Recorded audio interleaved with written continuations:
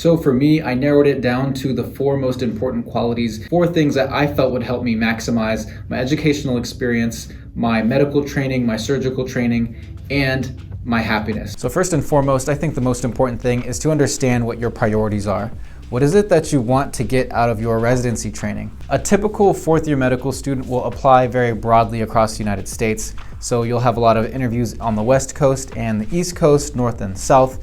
You'll have a lot of different geographies, topographies, weather patterns, cities large to small, and everything in between. So your priorities a lot of the time manifests in the location. Do you want to be in a larger practice setting, like in a very metropolitan area? Are you interested in being in a more rural medicine setting where there's not a lot of people around and you're one of the only doctors in the community? So you have probably a broader scope of practice and a little bit more responsibility compared to somebody in a larger setting. Or do you want something in between, like a suburban medical experience where you do a lot of community practices and a lot of involvement and engagement at the level of the community? Or maybe your priority is the prestige of the program. If you're somebody who wants to pursue academic medicine and have a large research backing, then more prestigious programs tend to have more funding toward those types of activities. Is your priority your relationship with your significant other or your family?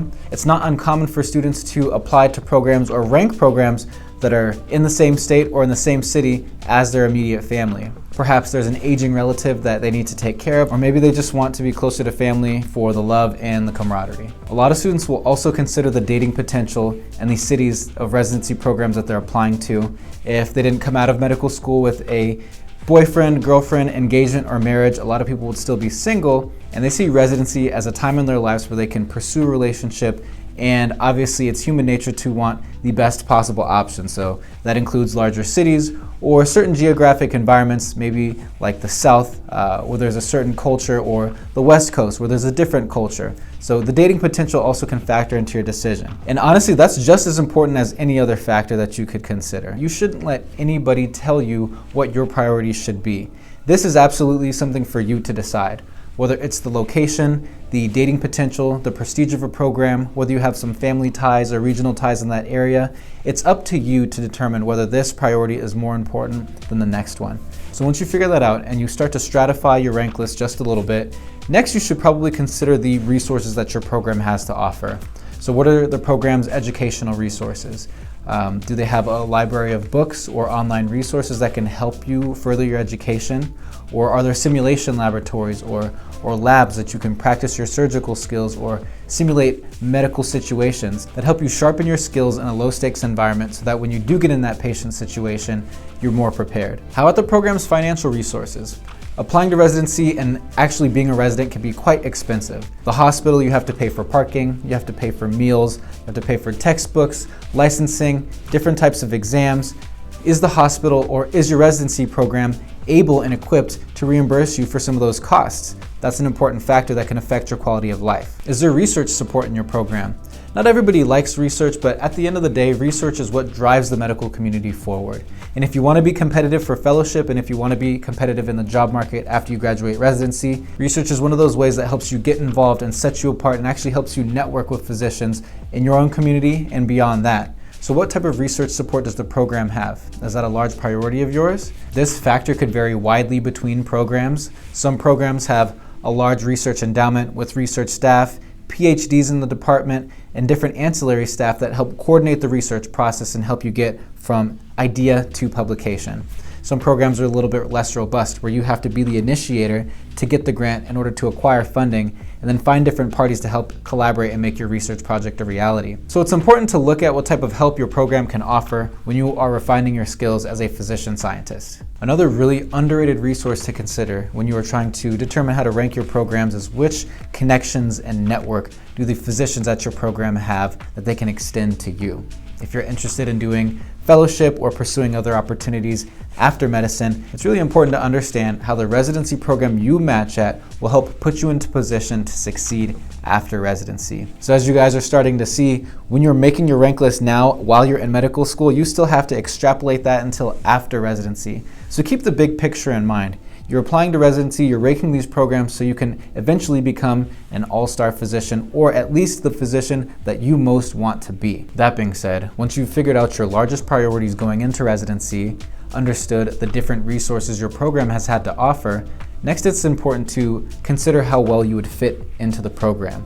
And when I think of how well I fit into a program, mostly two different things come to mind: the culture of the program and the personality of the program and the residents versus my personality. Most programs tend to fall under two different general umbrellas, which is collegial culture, when the environment is more friendly and more upbeat, versus a more formal culture, where each of the residents is very formal with the attending physicians, and it tends to be a more rigid structure.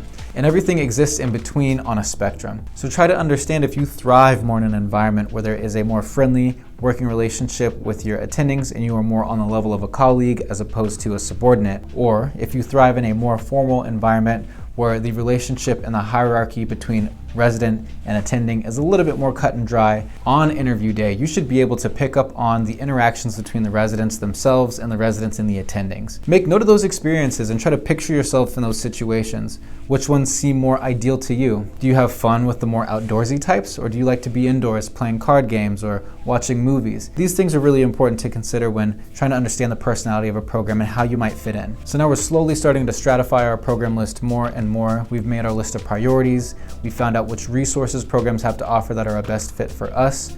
We found a program that has the culture and the personality that would allow us to fit in most. Now let's think of your quality of life in the program and in the city that you'll be living in. So one of the biggest quality of life measures in a residency experience is your call schedule. As a medical student, I know that I didn't really understand what a call schedule was. When we would interview and we asked the residents, what's the call schedule like? They'd say something like, oh, our call schedule tends to be Q3 or Q4. I remember not really knowing what that meant, but just kind of accepting that answer. I knew the higher the number, the better the quality of life though. So just ask yourself, do you want an intense call schedule where you're covering multiple hospitals and you spend more nights on call? Or do you prefer a lighter call schedule where you spend fewer days on call and you cover fewer to maybe only one hospital at a time? I would say that being on call has one of the most direct impacts on your quality of life as a resident, because it dictates your off time and your discretionary time, which already in residency you are kind of short on. Does your program offer paid vacation time? I know that most residency programs, if not all residency programs, tend to offer vacation time. That can be a little bit different with fellowship, but that amount of time and the use that you have over that time can be a little bit limited. How many vacation days do you have, and how much flexibility do you have over the use of those vacation days? Some programs have as little as 2 weeks per year. Some programs have up to 4 or 5 weeks or 6 weeks per year. But most programs, I'd say, tend to have 4 weeks per year. Also, in the limited off time that you will have as a resident, think about what you want to do in your off day. If you're the social type, maybe a bigger city would work more in your favor, where you have more options to go out, go to restaurants, go to bars, go to events. Or if you like hiking or exploring and are generally the outdoor type, consider an environment where you'll have those opportunities. Okay, so at the end of the day, when you are making your residency rank list and you are choosing which program to rank first, second, third, fourth, all the way down the list, consider these 4 things. You want to know the priorities of yourself. What are the things that you want to get out of a residency program? What do you want your lifestyle to be like? What are the most important things to you? Is it your education? Is it how you'll be able to spend your off time? Just to make a list of the most important things to you and what you want out of your next 3 to 7 years, and that will be your list of priorities. What resources do these programs have to offer you? How can they help you? What can they give to you? It's not always about what you can give to the program, but what those programs can do for you. So understand the resources that are important to you as well. Next, what's the personality? What's the culture? How will you fit in? What vibes are you getting? These are things that will affect you on a daily basis and will have a big impact on how happy you are in the program. Finally, your quality of life. Residency is extremely busy no matter what your specialty is, so your off time is absolutely sacred.